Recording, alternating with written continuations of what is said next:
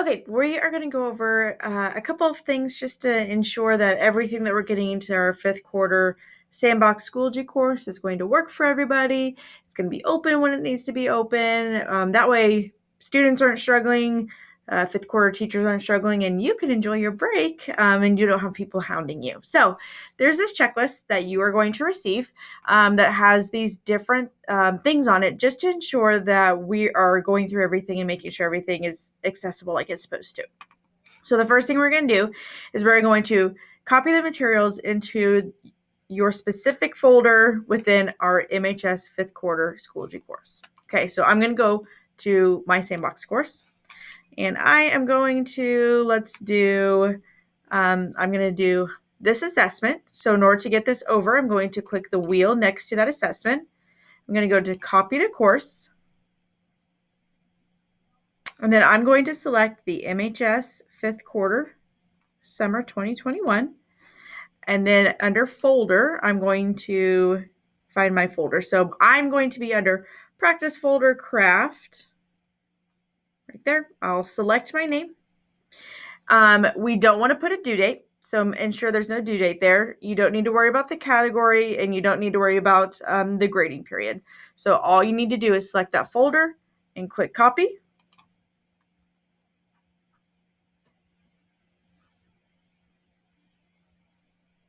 Okay, I'm going to go back into fifth quarter, make sure that went over. So I'm going to go to practice folder, craft, and then I can see it here. Okay, I'm going to scroll over. I'm going to just make sure that I have everything set up how I want it. So I'm going to edit that.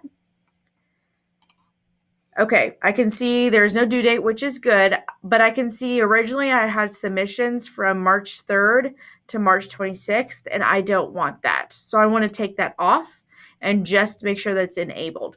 So this way, when your students are jumping into this, they're not going to have an issue where it's not enabled for them, and then, the fifth quarter teacher has to go in and enable it. So we just want to make sure that that's already enabled. So enable assessments is checked. Remove due dates. We don't have any due dates. If you had a password here, you want to make sure that it is disabled.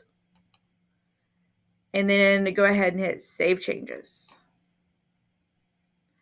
Now I see on this checklist, the fourth one says ensure that multiple attempts are enabled for assessments. So I need to click on my assessment, and I need to go over here to the setup.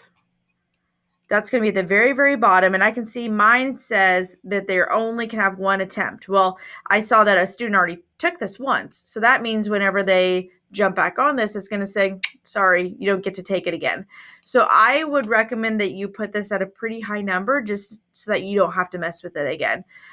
Maybe even 10 times. I doubt that a student's going to have to take it 10 times, but that way you don't have to get back on there and readjust that. So I'm just going to click 10 times. Final grade, I want to be highest score, yes, and then I'm going to click Save.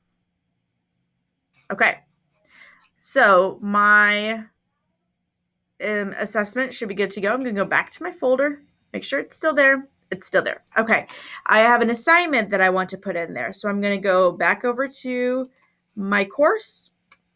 I'm going to go to this practice assignment here. I'm going to click on it just so that you can see that we know that this is a Google Doc. Okay, that's important to note. So I'm going to go back, and then I'm going to hit the little cogwheel, copy to course, find that course again, MHS fifth quarter, find my folder,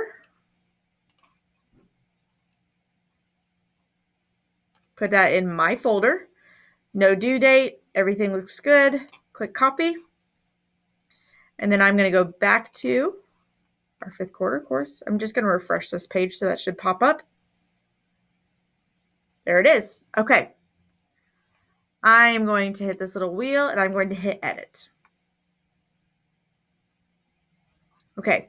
Now see, I don't have a Google Drive assignment attached to it anymore because when you copy an assignment over in a course, basically Google said they won't write the code in order to keep that with the assignment. So I have to go back in here into my Google Drive assignment, and I have to reattach that Google Doc. So we are going to say that it was this one, and I'm going to click attach. So now I have that reassigned. That's good. Make sure we don't have any due dates. Okay, so it's reattached and there are no due dates. So those are checked off on my checklist, and then I can hit Save Changes. I'm going to go ahead and click on that. All right, and we can see that my Google document is back attached. Okay, now if I have a Google form, if I'm going to put in a Google form in my folder, let's just do the quick link. And let's say it's this form right here. I'm going to grab that URL. I always shorten it just because it's easier. I'm going to copy that. I'm going to put it in here.